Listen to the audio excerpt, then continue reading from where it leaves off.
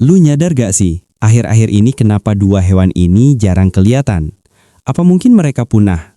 Atau melarikan diri ke suatu tempat? Tanda suatu lingkungan itu masih asri dan bagus, yaitu ada dua hewan itu. Nah, sekarang gua sadar, kenapa mereka jarang kelihatan akhir-akhir ini. Sekarang industri di mana-mana, deforestasi hutan, dan lain-lain yang merusak rumah tempat mereka tinggal.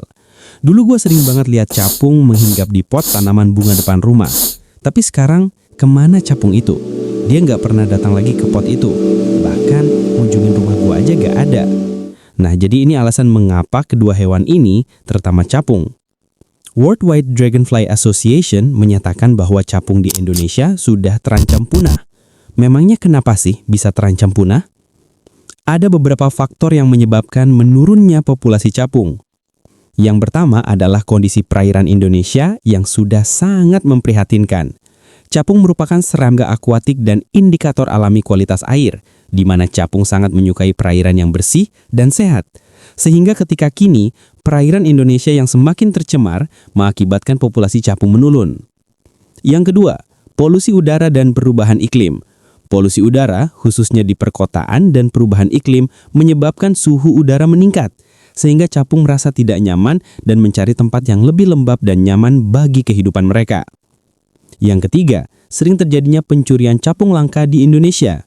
Banyak oknum turis yang membawa sampel capung langka dan eksotis keluar Indonesia tanpa izin karena minimnya perhatian dari masyarakat setempat terhadap capung itu sendiri. Selain capung, ada satu lagi hewan yang dulu sering banget kita lihat, tapi sekarang udah jarang banget ditemuin. Yah, kunang-kunang. Siapa sih yang gak kenal kunang-kunang? Dulu waktu kecil hewan ini kayak lampu hidup di malam hari. Di sawah, di kebun, bahkan kadang di sekitar rumah. Kita masih bisa lihat cahaya kecil beterbangan. Banyak dari kita juga pernah rela keluar malam-malam cuma buat nyari kunang-kunang. Nangkep, terus dimasukin ke botol. Sekarang, pemandangan itu udah hampir gak pernah kita lihat lagi. Bahkan bisa dibilang, Gen Z adalah generasi terakhir yang masih sempat lihat kunang-kunang langsung di alam. Anak-anak sekarang mungkin cuma tahu kunang-kunang dari buku atau internet. Buat yang belum tahu, kunang-kunang itu serangga yang bisa ngeluarin cahaya dari tubuhnya sendiri. Biasanya mereka hidup di tempat yang masih alami, kayak persawahan, pinggir sungai, rawa-rawa, atau hutan yang lembab. Mereka butuh lingkungan yang bersih buat berkembang, terutama waktu masih jadi larva. Terus, kenapa sekarang mereka makin jarang kelihatan? Karena lingkungan tempat mereka hidup udah banyak berubah.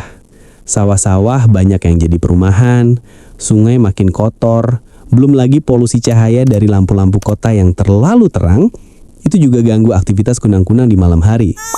Akibatnya, habitat mereka rusak dan jumlah mereka terus berkurang. Padahal di beberapa tempat yang masih benar-benar alami, kunang-kunang itu sebenarnya masih ada. Tapi jumlahnya jauh banget dibanding dulu. Sekarang coba kita pikir. Kalau kunang-kunang aja bisa hampir menghilang, hewan apa lagi ya yang sebentar lagi cuma tinggal cerita? Dan yang lebih penting, apa yang bisa kita lakuin biar alam gak kehilangan mereka sepenuhnya?